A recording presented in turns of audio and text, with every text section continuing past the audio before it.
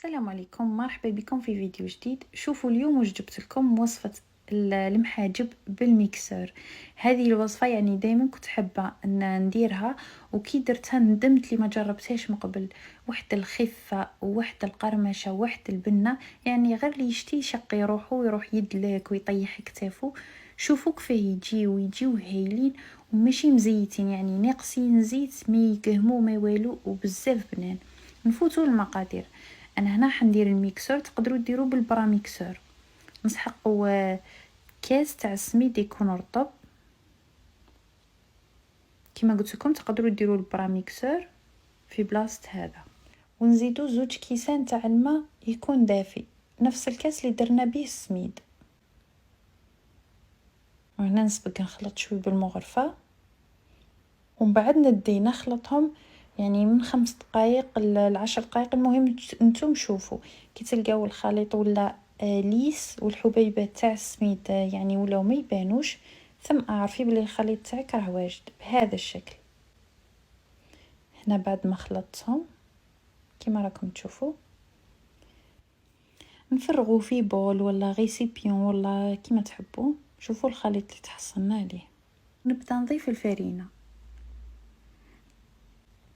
ونزيد الملح، درت مغرفه صغيره تاع الملح ونخلط. نبقى نضيف في الفرينه حتى نتحصلوا على عجينه تكون طريه. انا هنا حنديرو يدوروا شويه في البيتخان، اللي ما عندهاش بيتخان دير بيدها، يعني تدلكهم شويه هذا مكان حق ما يمتزجوا. كما راكم تشوفوا بعد ما تلموا لي تحصلت على عجينه تكون طريه، زدت لها شويه تاع الزيت ونلمها. راكم تشوفوا في القوام تاع العجين، يعني العجينه تاع المحاجب كيما اللي مولفين نديروها. نجيبوا كيس بلاستيكي نديروها في وسطو ونغلقوا مليح الكيس ونخليوها تريح، ونروحوا نديروا لاصوص ولا التشكتوكه.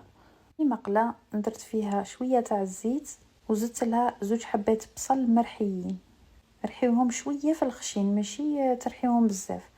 هنا نزيدوا قرن فلفل احمر ولا خضر كيما تحبوا، وزدت 2 حبات طماطم ثاني مرحيين مليح. درت رشه تاع الفلفل الكحل، مغرفه تاع فلفل احمر معمره مليح، ومغرفه طماطم مصبره، ونزيدو الملح. هذا مكان هذوما التوابل اللي درتهم. نخلطهم ونخليهم يطيبوا. بعد ما يطيبوا نطفيو عليهم ونخليهم يعني يبردوا. ديرهم في كاش حاجه تكون مفتوحه باش يبردوا. نولي للعجين قليتو ارتاح. شوفوا كيف يعني ما شاء الله. ونبدا نلوز فيه، ديروا الحجم اللي راكم حابينه. شوفوا ديوها من عندي، جربوهم وعينيكم غامضين. كي العجينه جات هايله كيما هذيك التكتوكه ثاني جات بزاف بنينه. ومن بعد ندهنهم بشويه تاع الزيت من الفوق كيما راكم تشوفوا. درت لي 9 حبات هذه الكميه ونغطيهم. ما نغطيهم ونخليهم يزيدوا يريحوا لنا نص ساعه. بعد ما ريحت لي العجينه نجي نبدا نشكلها. انا نشتي نشكلها فوق بابي كويسون، نقطعو مربع ونشكلها فوقه باش يعني ما تقطع لي ما يصرى لها والو كي نعود نهزها.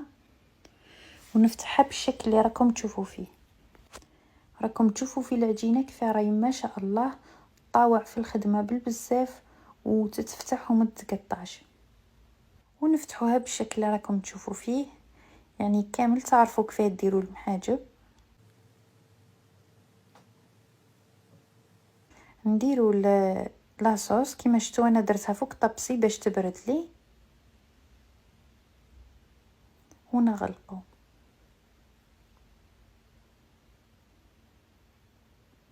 وديريكت ندي نطيبها. كما شفتوا البابي كويسون يعاون بزاف في الخدمه، تجي خفيفه ومورقه وبزاف هايله. يعني اللي ما يحبوش المحاجب كاينين يديروهم بزاف مزيتين هذو.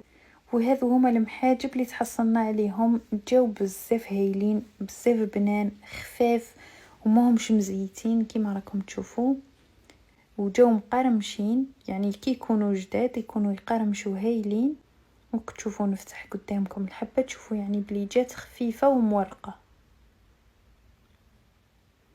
نتمنى تكون هذا الوصفه عجبتكم وجربوها وعينيكم مغمضين على ضمانتي.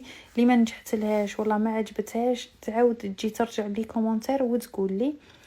هذه كانت وصفتنا النهار اليوم، نتمنى تكون عجبتكم وبسلامه الى فيديو قادم ان شاء الله.